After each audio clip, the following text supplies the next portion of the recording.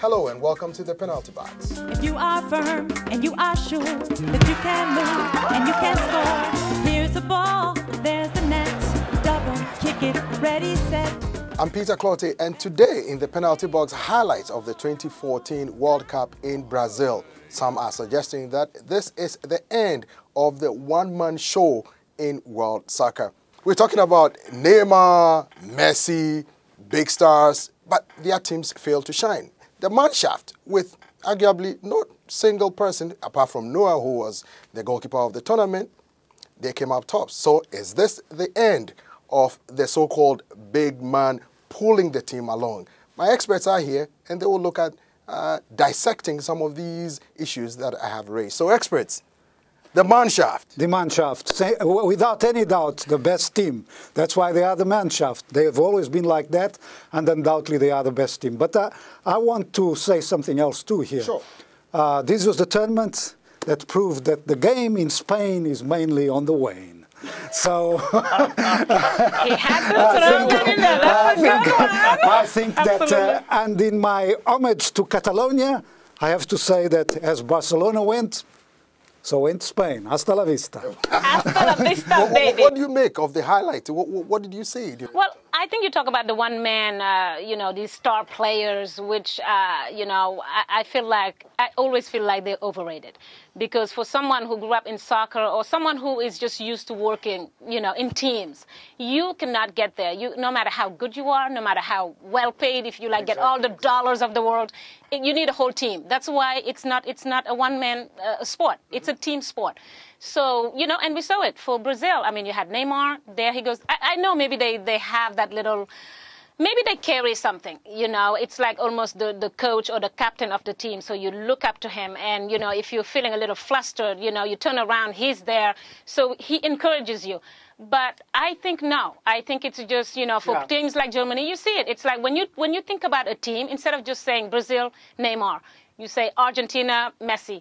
No, think about all of them, the contribution that each person brings to the team. That's right, and you can make a very good analogy. I mean, look at now, we have the star basketball player LeBron James, who didn't think he was surrounded with good teammates in Cleveland, who went to Miami, got a couple other stars to play with him, won a couple of NBA titles. Now think of soccer. You have 11 guys out there, not even 5. So you have to have a good supporting cast to have any success. And this is what I think killed Brazil. Brazil, look, let's put it this way. Brazil, at this high level of soccer, it's an average team.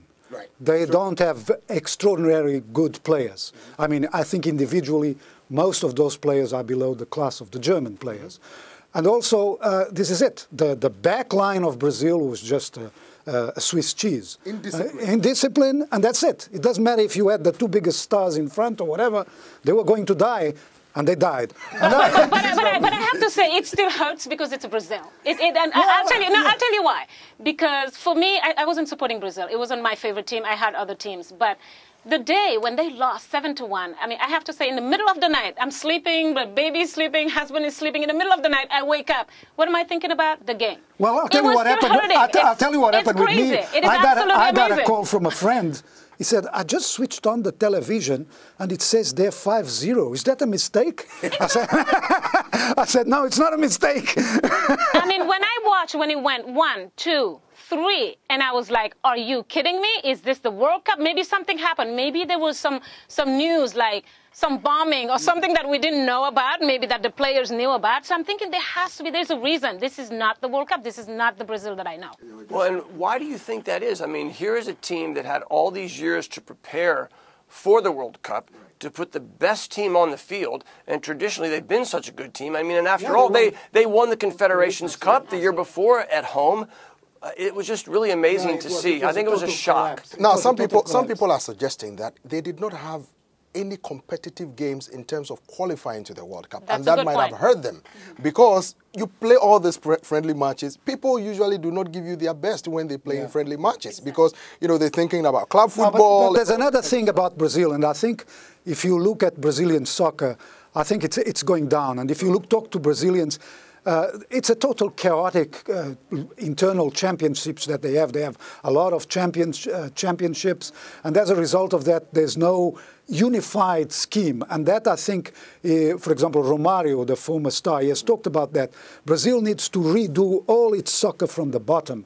And that's what Germany did 10 years ago. They invested a lot of money in the school side of soccer, and the results are here. And, you know, in a previous show, I think I talked about that, about the Germans and how they did dedicate to and bring it up from level. And that's what Jurgen Klinsmann is going to try to do here in the United States. That's why they gave him another contract for 4 years to lead this team and to get this even more improved at the grassroots level. Let us not forget that he built the German team. He unearthed the talent. So people are saying that he should be given the credit because... Well, I think Joachim Low did mention him. Absolutely. Yeah, and speaking of Klinsmann, he must have been in heaven. I mean, in the beginning, he was, you know, let's tell the truth. He didn't think that the U.S. team could make it even past the first round. Talking about the U.S., yes. I think we should mention one of the great goals of the tournament. Tim Howard. No, Tim Howard, the goalkeeper, but one of the great goals. Jermaine Jones against Portugal. Yes. That was an extraordinary goal. But what about Green? Well, some people are suggesting that Germany had the complete team, the most complete team, with perfect balance, and that won them the championship. No so-called stars, although they are all 7 players playing for Bayern Munich, they won the Champions League. That's another thing. That, you know, but that's another thing that's very important, is that 7 of those players play for Bayern. And if you look 4 years ago with Spain, 6 or 7 of those players played for Barcelona. That's why I said, once Barcelona went, Spain, hasta la vista. They know each other well. They know what they're going to do on the field. They anticipate the moves by their players because they've played with them. Yes, it's not like people just playing in different teams and the World Cup comes, everybody has to be put together. So that maybe the teams should think about it. Joachim Low said Germany is going to rule for some time now. Bastian Schweinsteiger said they're going to France 2018 to cause another upset there by winning the European Championship. Do you believe him? It's possible. Look, the French have a very good team. They'll be playing at home. But I think the Germans were undoubtedly the best team. They were solid from the beginning. Solid from the beginning. I want to bring something. There was only one team that the Germans didn't beat. And that was from Africa. It was Ghana. That was Ghana. Some people said if Ghana had been a little disciplined, they could have defeated the Germans because, you know, the Germans scored in the first minute. You know, well, and I think it also shows, I mean, Germany was in the group of death. All those teams in that group had tough matches. Yes. And it shows you how good Ghana, the United States, and Portugal all were, although Portugal with that lopsided score against Germany. But that was a tough group. But the Portuguese are very happy. They said we lost to Germany, but not as much as with Brazil. That's right. Thank you, guys. Thank you, guys. Well, this is about all time will permit us for today in the penalty box. I'm Peter Clottey. Thanks to the experts. Bye for now.